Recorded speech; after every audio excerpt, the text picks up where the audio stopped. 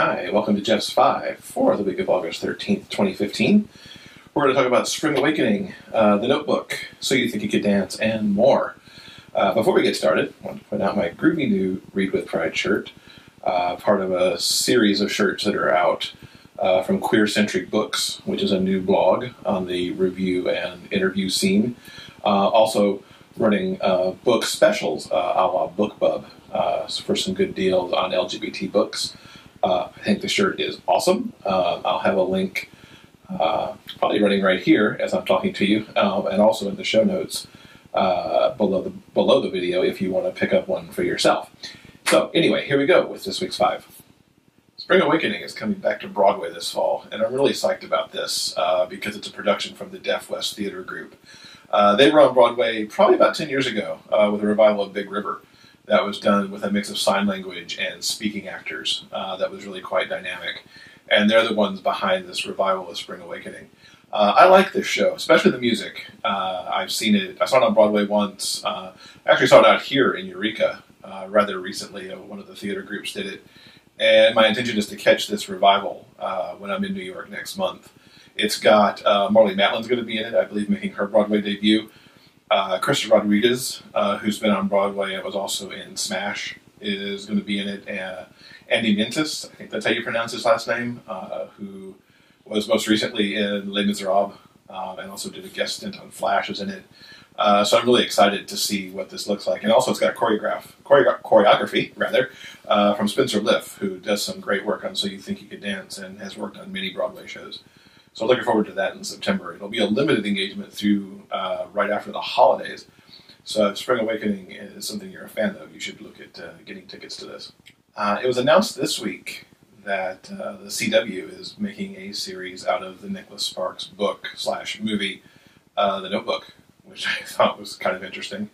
Apparently they aren't going to show the older couple in it, but it will simply focus on the Ryan Gosling and Amy Adams characters from post-World War II North Carolina. Of course, I'm intrigued because The Notebook was a great film for me. It's not really a great film, but I enjoyed it. I thought the weaving of the more modern older couple with the backstory was really good. I'm not sure how it works if they're just only in the 40s, but I'll at least check it out. No air date yet. They're only just now shooting the pilot. They haven't even said who's in the pilot from anything that I've seen. So it may show up, it may not, but it is something I'm keeping my eye on. There have been a lot of stories floating around about etiquette at live performances lately. Just this week, it's cropped up that Benedict Cumberbatch, who's doing Hamlet in the West End, has really requested that people do not videotape the performances. It is illegal. It's a copyright violation, among other things. But of course, it's distracting if you're in the audience and seeing somebody's screen light up from their phone because they're holding it up, even wherever, to get the video. And of course, it's distracting for the actors on stage too if they're seeing that bit of light in the audience, or if there's anything blinking on the front of the phone that might be indicating that a video is happening. Of course, Patti LuPone is famous for stopping shows and even more recently grabbing phones out of people's hands in the audience if she's on a stage where she can get to them. And she's even threatened to quit live performance because of the distraction that the phones are.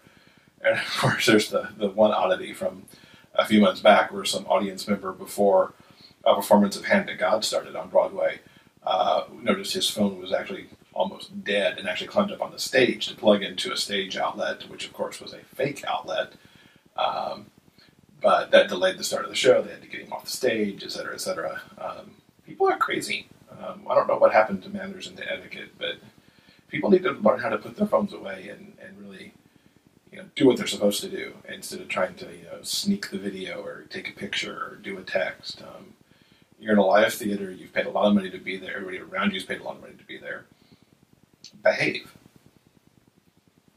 So one of my favorite videos from this week was Stephen Amell from Arrow going after Stardust, the WWE wrestler. I'm sure it was all staged, like all WWE things are, but it was a hoot watching him kind of get punched in the face and then jump over the barriers and into the ring to wail on the guy before security pulled him off.